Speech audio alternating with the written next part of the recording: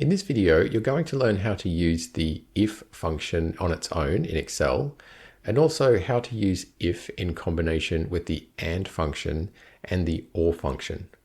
And if you'd like to grab a copy of the spreadsheet that I use in this video, just click on the link in the description below.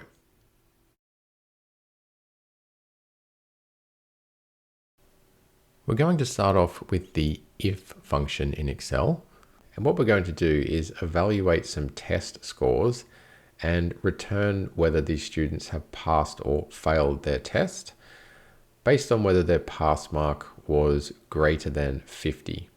And for some of the if functions, we're going to hard code in some values. And for the other ones, we're going to reference the values to make them more dynamic. So let's start off up here in cell D2 by typing in equals if. Okay, so the logical test is going to be whether their score was greater than 50, and we're just going to evaluate score 1 in this exercise. So I'll just click on cell B2 for Daniela there, and then greater than, and I'm actually just going to hard code the 50 in here, and comma. Okay, so you can see the logical test there is whether the 35 is going to be greater than 50. Now what we also need to do is just tell Excel what to return in this cell here at D2 if the logical test is true and if the logical test is false. And once again, I'm just going to hard code that in. So I want it to say pass if it's true. So I've just put pass in quotes and then comma, and I want it to say fail if it's false. So I've just put in fail in quotes there, and I'll close it off. So as you can see, Daniela has failed because 35 is not greater than 50. So Excel has returned the value for false, which is fail. Now, if we just copy that down, we can see the next one is a pass, and that's because it's evaluating whether 55 is greater than 50, which it is. So it's returning the true value, which is the word pass. And if I just copy that down some more, we can see that Rosa has failed because 24 is not greater than 50. We can see that Bo has passed because 67 is greater than 50. And we can see that Estella has failed because 50 is not greater than 50. So it's equal to 50, but it's not greater than 50. So she couldn't get a pass mark out of that. Okay, so that's how if works. Let's do it now more dynamically by referencing some of those cells down the bottom. So we'll just start off with equals if, and the logical test will be whether 70 is greater than, and this time we're going to, instead of typing in 50, we'll reference the cell down here at B14, and I'm going to anchor that in with the dollar signs there. So I just pressed F4 and then comma. Now the value if true, I want it to be down here. I want it to say pass, but I'm going to grab that value from B16. And again, I'm going to press F4, comma, and then the value if false is going to be the value there at B17. And once again, I'll anchor that in with an F4, close it off. And the result that we get is pass because 70 is greater than 50. Now, if I copy that down, we can see here that Natalia has failed because 25 is less than 50. But all of those references that we've got to the 50, the pass, and the fail have remained intact because we anchored them in with the dollar signs. And that means we can copy this all the way down like that. And the rest of the students there are all evaluated to have passed, and it's returned the result pass for all of them. Okay, so now because we made these functions down here more dynamic, we can go and change the values down here. So let's say that's 70.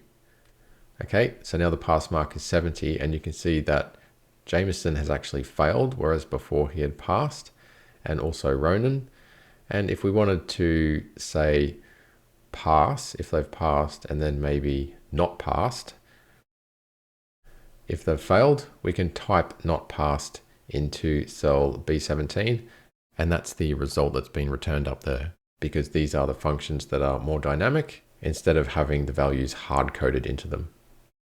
Okay, so that's how the if function works on its own in Excel. I'll show you now how it also works with some other functions like and or.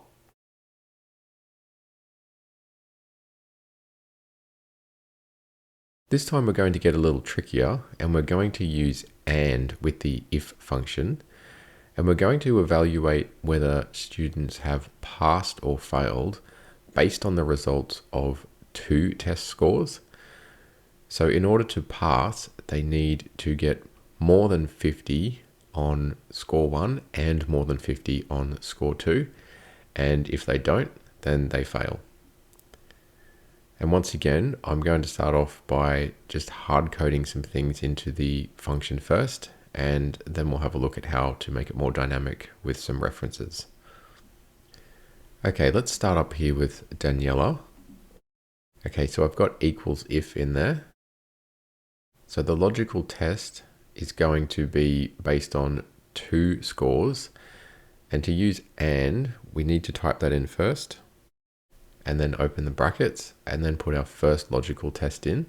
So it's going to be the score here at B2, and whether or not it's greater than 50, and comma. And then we need to reference the second score at C2, and whether or not that's greater than 50. And now we'll close the brackets because we've got both of our logical tests in there. Okay, so that's the and part done. Now, if we press comma, we're back into creating the if statement now. So now we just need to tell Excel what value to return if it ends up being true. And we want that to be the word pass. So I'll put that in quotes and comma. And then if it's a false outcome, we want it to say fail, and I'll put that in quotes. And then I'll close the brackets. Okay, and the result we get is a fail. And that's because even though score 2, which is 70, is greater than 50, score 1, which is 35, is less than 50. And because we're using and, both of those logical tests need to be true, and they're not. Okay, so overall, that's a fail for Daniela. Now I'll just drag that down and we'll have a look at the rest of them. So the next one down, Trey, he gets a pass because 55 is greater than 50 and 85 is greater than 50. The next one is a fail because they're both less than 50. The next one is a pass because they're both greater than 50. And then finally, we've got Estella, who's a fail because even though 79 is greater than 50, 50 is not greater than 50. So that's a fail. Okay, so that's how you can do it by hard coding some things into the function. I'll just do it now with some references to the cells down below there so we can make it more dynamic. Okay, so we've got if and in there. So we want score 1 to be greater than 50, and I'll just press F4 and anchor that in, and comma. And now we've got score 2 greater than 50, and I've anchored that in as well. And this time we want the value of true to be from cell B16, and I'll anchor that in, and comma. And the value with false will be from cell B17, and I'll anchor that in with F4 as well. Okay, so that's a pass because 70 and 64 are both greater than 50. And if I drag that down, we can see that there's various passes and fails there based on the results. And we can also see now that if we change the pass mark up to say 70, a couple of the students' results changed from pass to fail. Jameson, for example. And just like in the last exercise, I can change the text that comes out for the results. So we could change this, say, to not passed. And that text will now show up in these functions where we referenced that cell for the result. Okay, so that's how you can use and with the if function.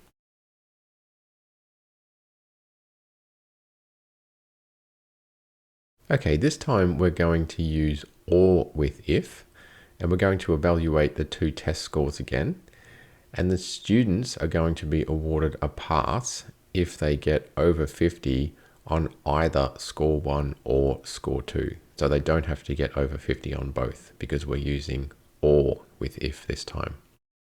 And once again, we'll start off by hard coding everything into the function.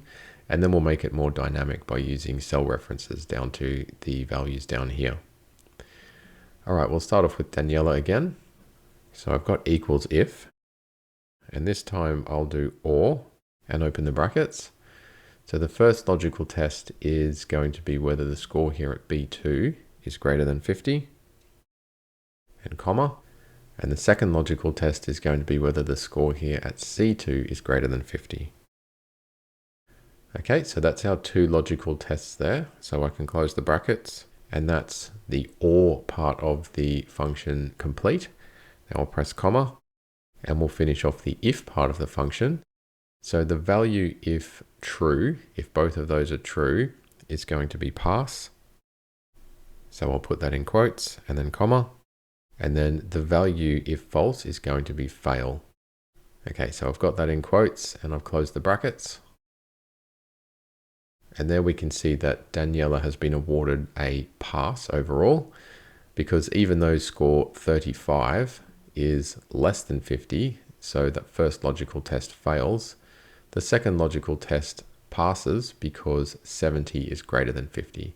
And because we used or instead of and, she only needs to have either score 2 or score 1 greater than 50.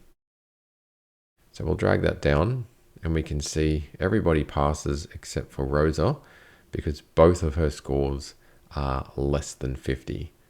So both logical arguments fail in that instance. Okay, let's do the same thing again, but we'll reference some cells this time to make it more dynamic. Okay, I've got if and or in there. So the first logical test is going to be whether that value there is greater than the value down here in cell B14, and I'll F4 to anchor that in. The second logical function is going to be whether the value there at C7 is greater than 50. The 50 being the value down there at B14, and I'll anchor that in, close the brackets, a comma, so that's the OR part done.